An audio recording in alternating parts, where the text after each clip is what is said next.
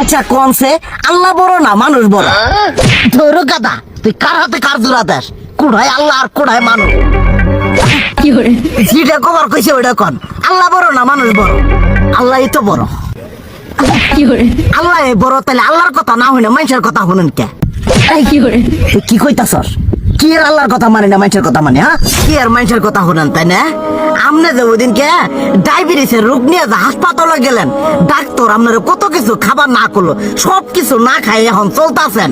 তাহলে আল্লাহ যে আপনারে কইছে যে হারাম খাবার না, সুদ খাবার না, কই আপনি তো কাম কাজ বাদ দিয়ে এলাকার মধ্যে টাকা পয়সা না গায়ে খালি ওইলে দিয়েই খান, নিজেরা টেও হালাল ভাবে কামাই করেন না, ওই সুদও তো না করে টাকা করে লাভ আহে ওইলে দিয়ে দিয়ে চলেন আর পেটটা বড় বানাইছেন। শুনেন একটা কথা কই, হারামের কোনোদিন আরাম নাই।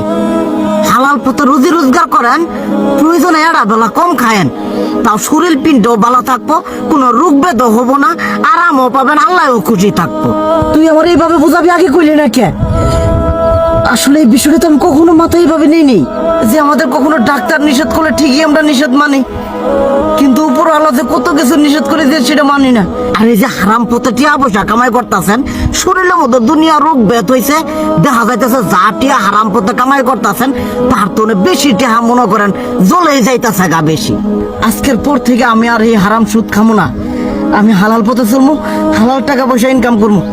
এতে করে যদি একবেলা কমও খাইতে হয় তবুও খামো, তবু আমি আর এই হারাম পথে চলবো না। আচ্ছা ঠিক আছে।